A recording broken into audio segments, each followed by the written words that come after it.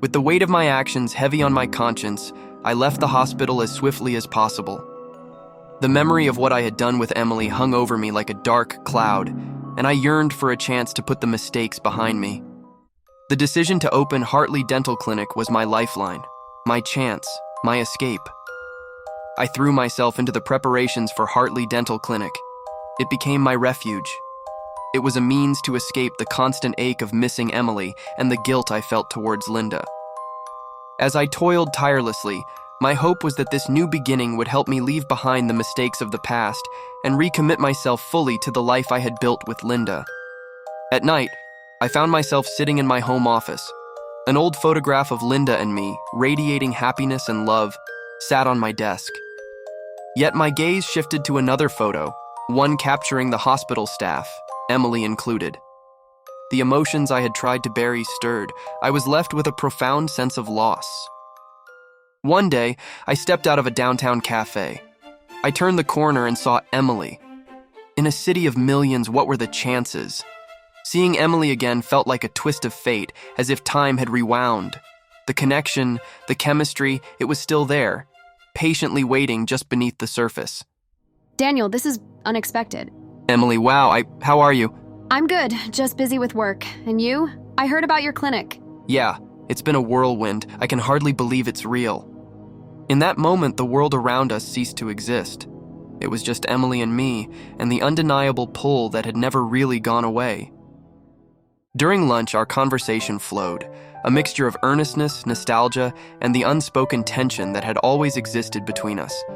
Occasionally, laughter would bubble up, breaking through the depths of our conversation, a reminder of the joy we once found in each other's company.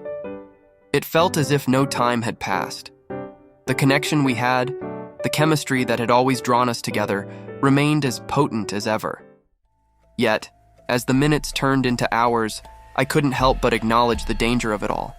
The complexities of my life, the commitments and responsibilities I had willingly taken on, weighed heavily on my conscience. I knew that pursuing this connection would only make things more complicated, more challenging.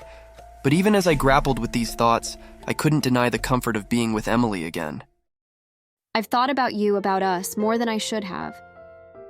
My heart ached with a mixture of joy and regret as I responded, Emily, those days, they were something special, but I'm married, I can't. I know, and I never meant to make things harder for you. I just can't help how I feel. Her words echoed the sentiment I had been wrestling with since our chance encounter on the bustling city street. As our lingering lunch continued, I found myself torn between the undeniable connection we shared and the complicated reality.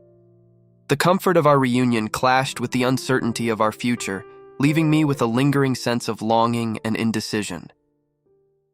The last patient had just left, leaving me alone in the treatment room. Then, the next patient was due. But when I raised my eyes and saw Emily, her entrance was almost surreal, like a scene from a forbidden fantasy. She had come for a dental checkup.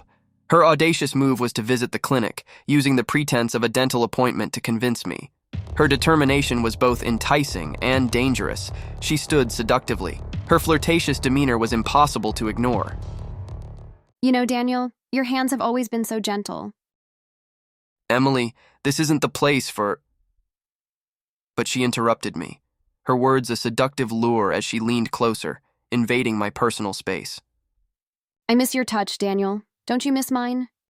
As her words hung in the air, the boundaries between professionalism and personal desire began to blur once more. My resolve wavered, and I struggled to resist her magnetic pull. I couldn't resist any longer. With a sense of surrender and anticipation, I succumbed to her invitation, entering her apartment. The door closed behind me, sealing our fates in the darkness that enveloped us, a canvas for our forbidden desires that had reunited us once more.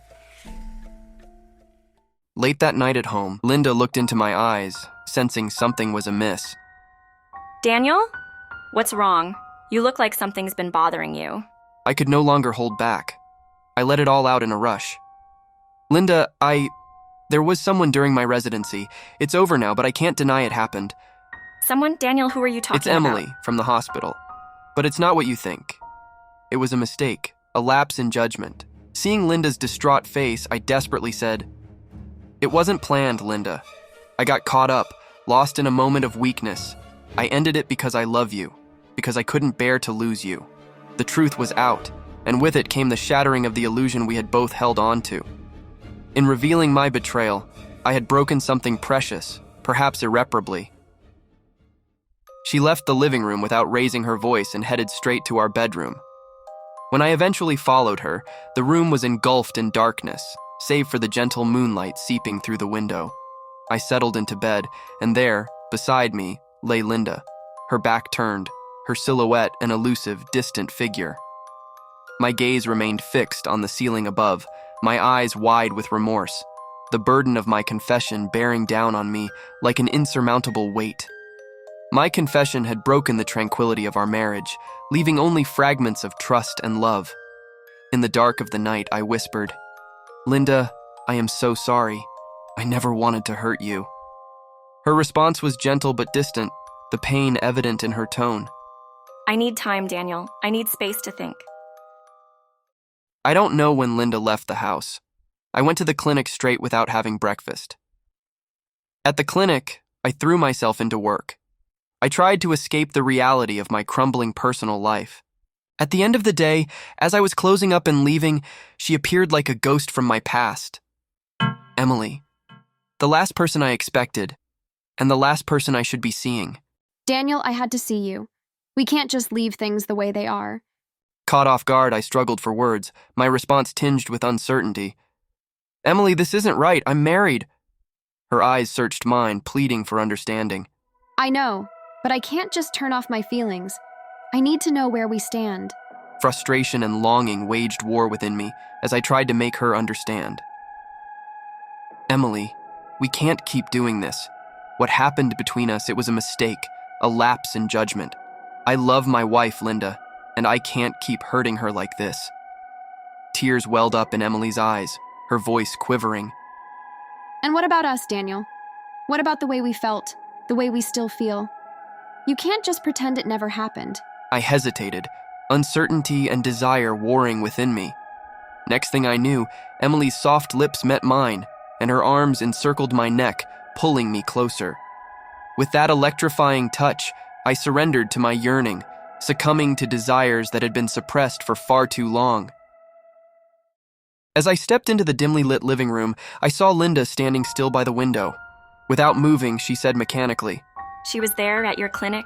I saw you, kissing. I stammered, "Linda, I didn't know she was going to be there." My heart racing. "I've been trying to move past all of that for us."